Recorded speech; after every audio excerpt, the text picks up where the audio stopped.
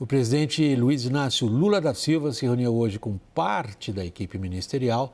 Ele está em busca de definição dos detalhes do pacote de corte de gastos que se pretende que seja divulgado nos próximos dias. Já se prometeu para ontem, para hoje, para amanhã, próximos dias. Esse encontro teve mais de 3 horas de duração, sem nenhuma medida até aqui anunciada. Luciana Amaral, a nossa repórter, com os detalhes. Oi, Luciana, boa noite. Tudo bem, William? Muito boa noite a você, a todos que nos acompanham aqui no WW. Boa semana a todos. Olha, o que o Ministério da Fazenda disse depois dessa reunião é que o quadro fiscal do Brasil foi apresentado e compreendido, assim como as propostas em discussão. Isso para usar as palavras da própria assessoria da pasta. Portanto, as discussões continuam e amanhã vai ter mais reuniões entre ministérios com a Casa Civil, muito provavelmente também no Palácio do Planalto. Hoje participaram, então, desse encontro, claro, o presidente Lula, o ministro da Fazenda, Fernando Haddad, as ministras da equipe econômica, Esther Dweck e Simone Tebet, além dos ministros da Educação, da Saúde e do Trabalho, por exemplo. Mais cedo, o Haddad chegou a dizer que o pacote desse corte de gastos está bem avançado do ponto de vista técnico, mas que detalhes ainda precisam ser fechados. A ideia, então, é acelerar e finalizar o quanto antes esse pacote do corte de gastos que deve ser apresentado nos próximos dias. Pelo menos essa é a perspectiva, a sinalização dada pelo Ministério da Fazenda até o momento. E aí também tem em relação a valores e também em relação às áreas que vão ser afetadas. Está todo mundo, então, na expectativa dessas definições, dos valores e também das áreas afetadas. O ministro Fernando Haddad, vale a gente ressaltar aqui, chegou a cancelar uma viagem que ele faria agora para a Europa. Ele cancelou a pedido do presidente Lula, que pediu que ele ficasse aqui em Brasília, cuidando desses assuntos domésticos. E o mercado também, claro, a gente sabe, esperava mesmo essa sinalização, acabou acalmando um pouco o mercado, especialmente depois de sexta-feira passada. Amanhã, então, a gente vê a continuidade dessas discussões e, com certeza, a gente vai acompanhando passo a passo. William, volto contigo no estúdio. Obrigado, Luciana. Boa noite para você aí em Brasília. Leonardo Barreto, na linguagem da nossa repórter, estamos diante de uma definição de valores e de áreas. Na verdade, estamos diante de uma definição do que o presidente Lula quer. Tá ruim de ouvir. Você tem ideia do que ele quer? Olha, a piada que corria aqui em Brasília hoje é que, com tantos ministros juntos, o perigo era sair um pacote de gastos, né, dessas reuniões. Agora, eu acho que a gente pode pensar em duas situações que o governo está tentando resolver, né, e acho que a gente pode dedutivamente imaginar dois cenários. O primeiro deles muito provavelmente, o presidente Lula vai tentar torear o mercado e torear a sociedade com prazo, né, com time.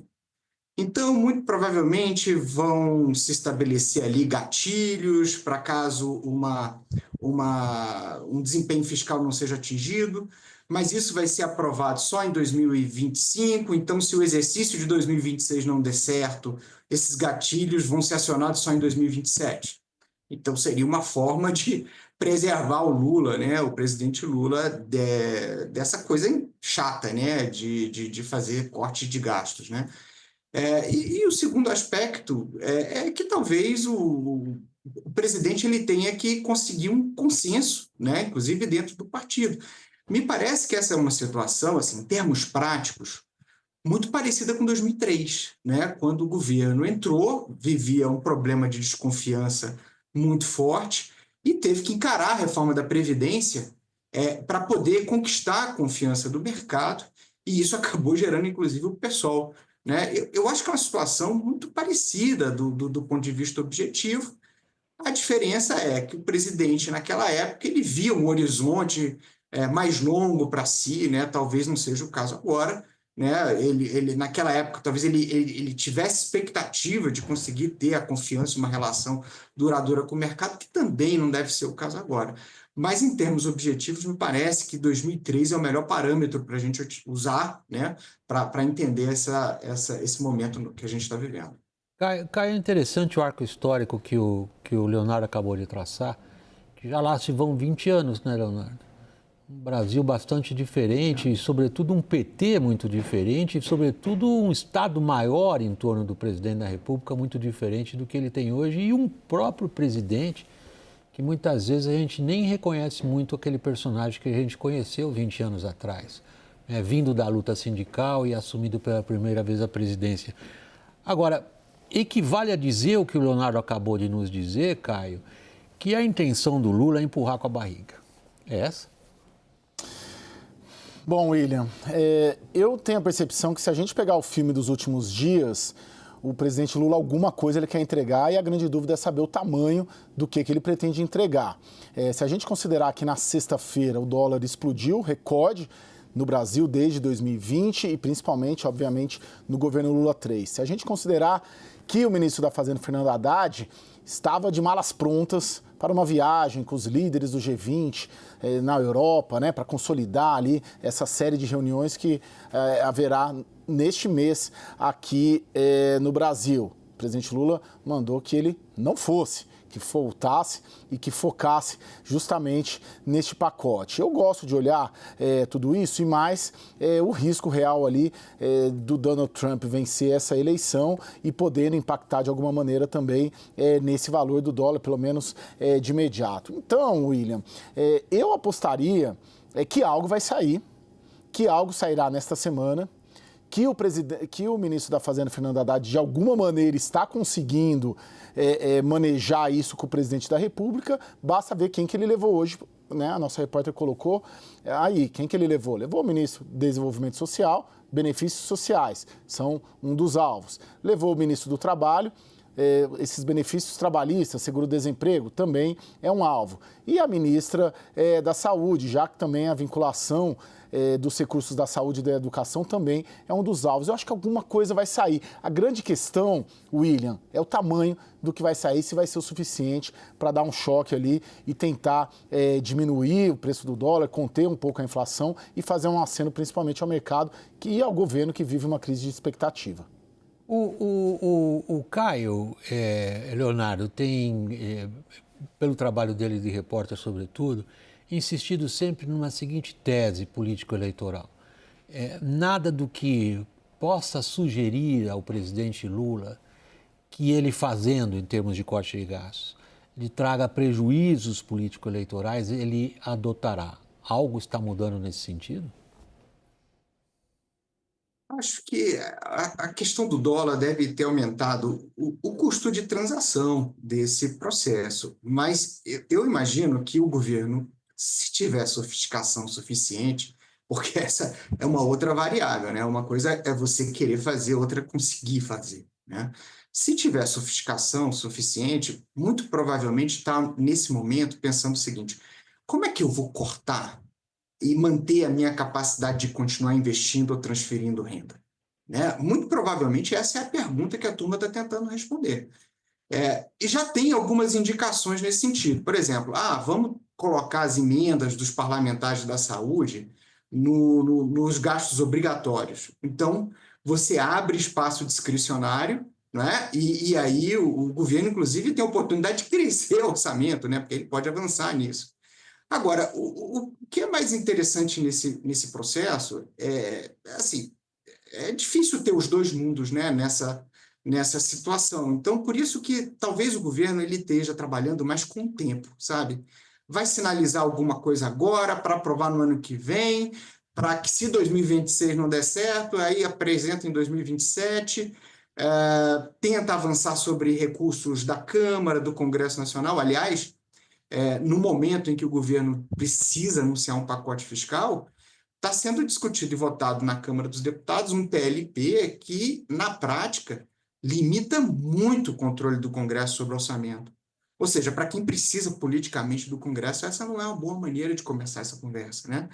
Então, talvez o Lula também esteja esperando o Galípolo, né, conseguir dominar ali todas as forças dentro do Banco Central, ter uma situação melhor para trabalhar em 2025. Então, eu acho que hoje eles estão preocupados mais com o tempo, né, do que propriamente com o conteúdo de um pacote. Caio, o Leonardo está mencionando um dado da política hoje que ele está dizendo que a gente tem que tratar no mesmo contexto. Ao mesmo tempo em que o governo precisa, como ele está dizendo, como você também está reiterando, apresentar algo em termos de tratamento das contas públicas via corte de despesas, ele cria uma grande aresta com o Congresso, que é a, digamos, fórmula, para dar um nome a isso, de recuperar prerrogativas do Executivo em cima do que até aqui o Legislativo tinha conquistado. Eu vou usar a expressão que o Leonardo usou agora há pouco. Se o governo tiver um raciocínio sofisticado, está tendo. William, sim, nesses debates sobre esse pacote está previsto, sim, de alguma maneira, utilizar a parte dos recursos de emendas parlamentares para garantir ali que eles entrariam na contabilidade por exemplo, né, das verbas ali vinculadas da saúde. Isso está, sim, em debate, assim como o Leonardo também coloca essa questão do projeto que está sendo debatido, pode ser que seja votado amanhã, na qual o Congresso, em princípio, fragilizaria ali o controle das emendas parlamentares. Depende do que vem, né, do tamanho de que vem e da forma como virá. Depende também de outros fatores aqui, porque muito provavelmente essas PECs, né, estão prevendo, hoje estavam falando aqui em Brasília, 2 PECs. Né? Não mexeria na vinculação do salário mínimo, não mexeria, na Previdência, mas mexeria em BPC, benefício de prestação continuada, mexeria nessa vinculação, mexeria no programa Pé de Meia, uma tentativa de organizar tudo que está fora, colocar para dentro do orçamento e só deixar de fora salário mínimo e Previdência. Depende do que vem, da forma como vem, isso muito provavelmente vai vir casado com esses projetos que visam regulamentar as emendas parlamentares. Mas eu acho que a tese macro que está sendo debatida neste momento aqui em Brasília, no Ministério da Fazenda, junto com o Palácio do Planalto, presidente da República, se você acatar este projeto, a sua chance de reeleição aumenta. E isso é difícil para o Lula entender isso, porque o Lula venceu 5 das 6 eleições presidenciais, das últimas, tendo na sua cabeça um dogma petista de expansionismo fiscal. Muito forte, muito acelerado. O que o Haddad está propondo é uma releitura disso. De alguma maneira, vamos fazer um pacote de corte de gastos.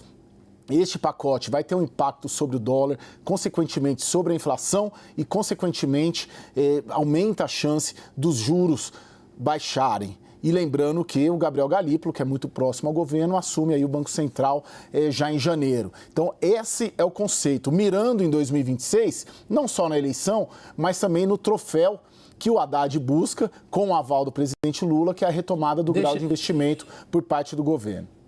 Perfeito. Deixa eu ver esse ponto, Leonardo. Você afirmou agora há pouco, o governo trabalha com o tempo.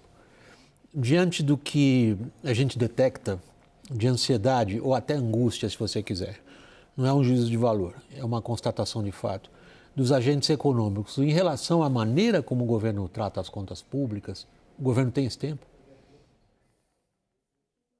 Não tem, né? E não tem porque o mercado resolveu cobrar o preço futuro, né? Eu não sou do mercado, eu não conheço bem o termo, mas acho que no cálculo do governo, né, eles podiam administrar mais ou menos isso até a possível reeleição do presidente Lula.